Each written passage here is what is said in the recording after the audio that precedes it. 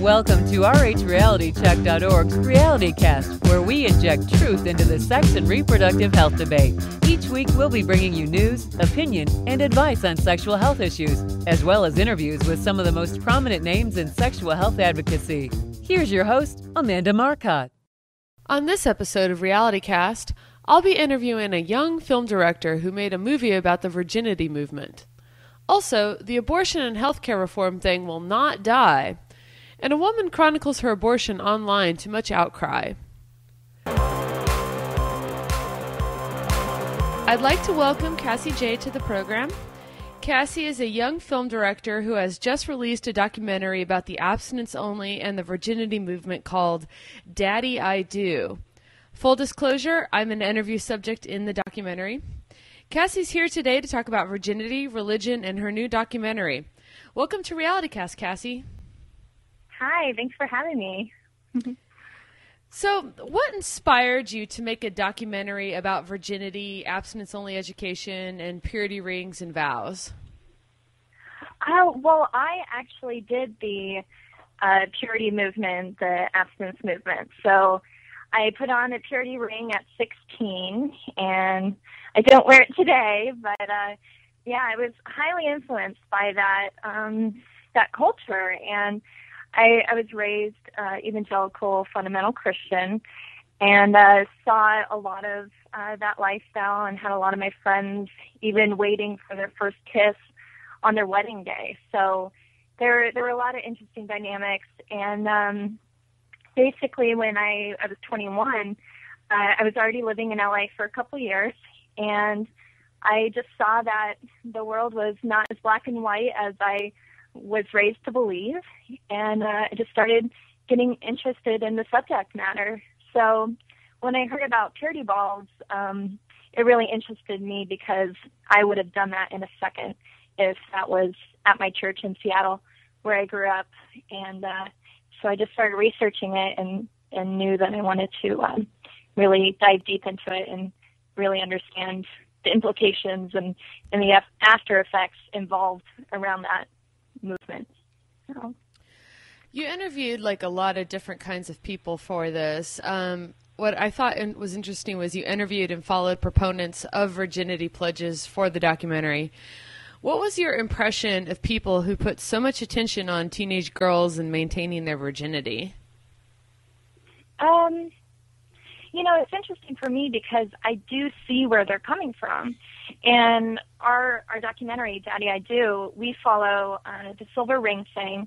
We interview people who did the purity balls or are currently doing the purity balls. We interviewed Amy Catherine Flynn, who was on American Idol, who preached about abstinence on, national television. And, in her audition, she became the face of, Abstinence-Only for American Idol. And so we really kind of saw the whole spectrum of the people who were promoting that and living it. And then we also went to people who came out of it, who did experience that, who made the virginity pledge and did not keep it. So Daddy, I Do really covers a large spectrum, and we cover a lot of different stories, from teen pregnancy to abortion to all the different effects of abstinence-only education. So it was a very interesting education for me, even to see both sides, and so I hope in Daddy, I Do that people can feel compassionate for both sides and understand, but also rise above it and see the larger scope of the problem. So it's up for debate.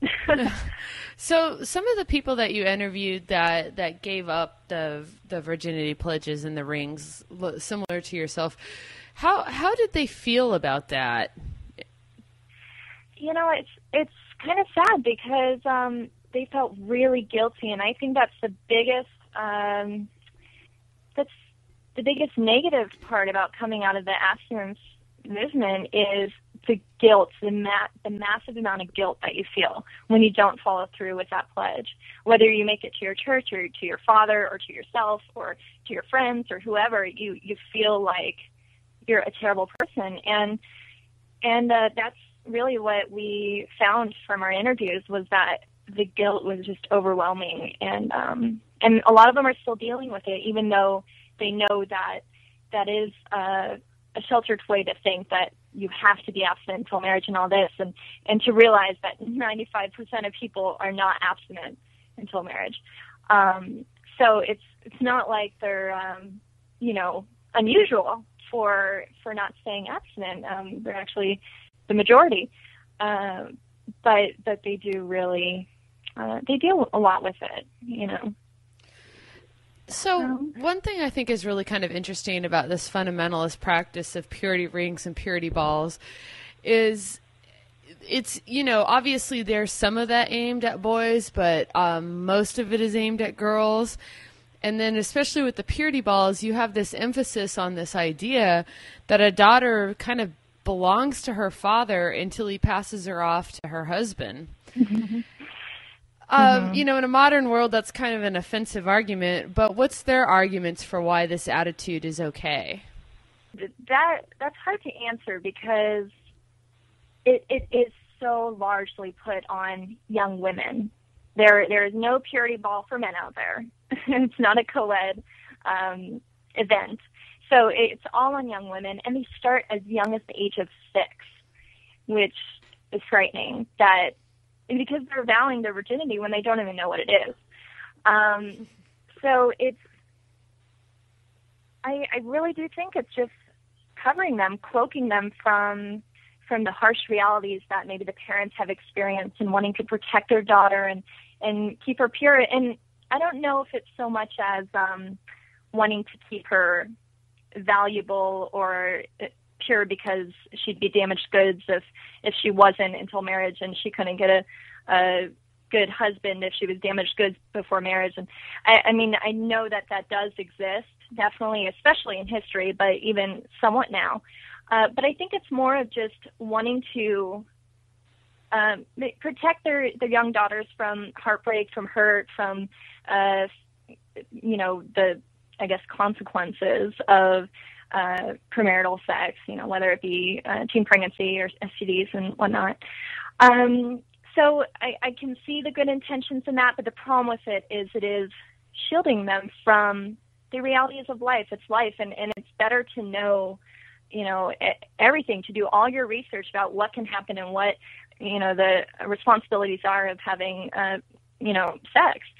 And it's just so much better to have all the information than to shield your ears and say, just be pure and don't worry about it, and wait until you're married and not teach them anything. And that's kind of what the purity balls are doing, is just trying to protect them, but so much in the way that they're not being educated at all.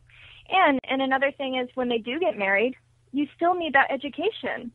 So to have no sex education, to have abstinence-only and no comprehensive sex education about how to prevent pregnancy, you may get married and not want to have kids for 3 years, but you didn't have the education, so you don't even know what to do or what's normal and what's not in a sexual relationship.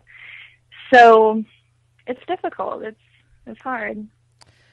So, since you delve so deep in this subject, maybe you can clarify something I've always wondered about.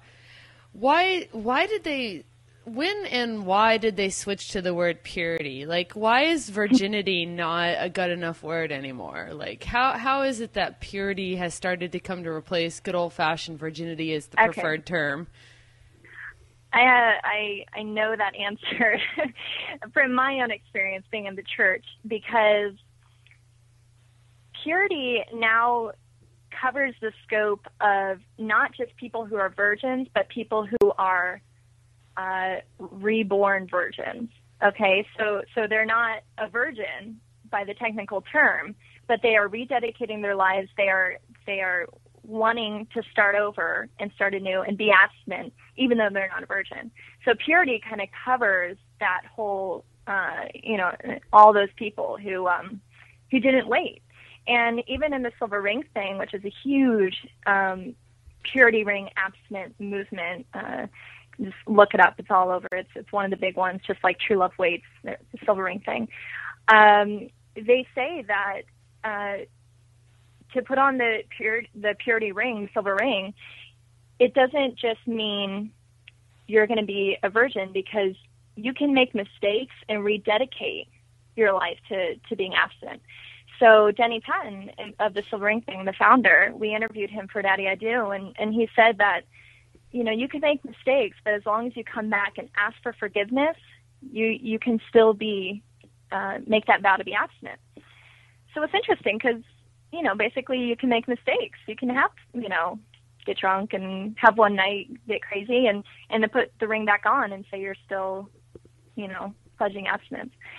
So, that raises a lot of questions. But the first one that comes to mind for me is how then is this supposed to protect your health and keep you from getting pregnant? Exactly. And that's kind of what the Silver Ring Thing is doing. Is it's not they do want to market it as we're trying to protect your kids from teen pregnancy and STDs and all this, but really their agenda, and it says plain out in Daddy I Do, the film, I'm not shedding light on anything that they don't want people to know. They tell us in our interview that they are about bringing kids to Christ. It's not about the sex education. And they had $1.1 million from government federal funding by 2004, I believe. And then in 2005, the ACLU sued them, claiming that they were using tax dollars to promote Christianity. So they lost their federal funding finally. But they'd already been going from, I think, 97 to 2004 with federal funding. And they were going into public schools. They were either having free events or, a $10 admission fee in the evenings at public schools and reading straight out of the Bible and showing why God wants you to be abstinent. The programs all start in churches, basically, and all start, like you said, with this explicit religious agenda. That's illegal to put in the schools. So what they often do is they will just take the same text and then sort of rewrite them a little bit to kind of erase the references to the Bible. And then they repackage it as some sort of reasonable alternative to comprehensive sex education. Do you think that's enough to really get around the separation of church and state issues, or do you think that it's just sort of fundamentally religious? Well, that's a great question because, unfortunately, the Christian community really do think that they have right over the American government. I mean, that they trump all other religions because they are the majority religion. So it's difficult because since they do make up the majority, and I can't remember the statistic, but it's something like if the Christian community votes, then they make up 80% of the elections.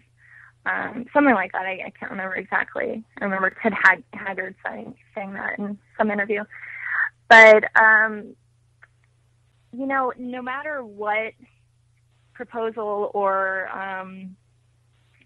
policy is put on the table, Christians will always vote with their heart, which is their religion. And that will trump any, unbiased point of view or saying separation of church and state. They will always vote with what they believe in, always.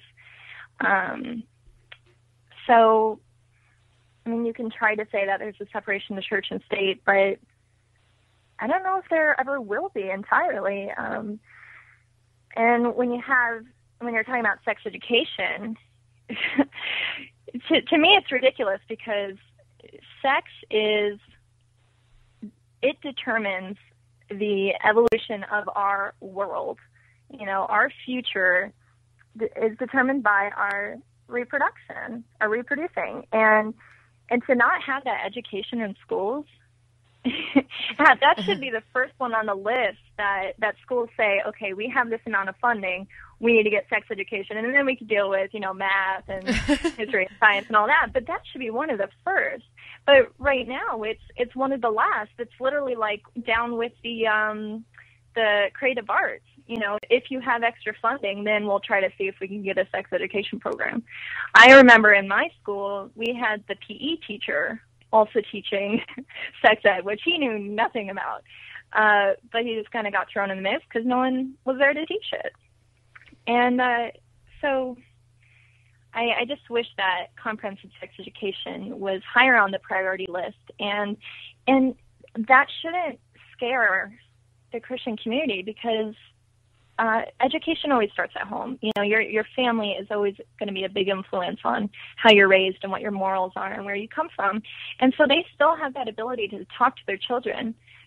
You can learn more about Daddy I Do at jaybirdproductions.com. That's spelled Jaye.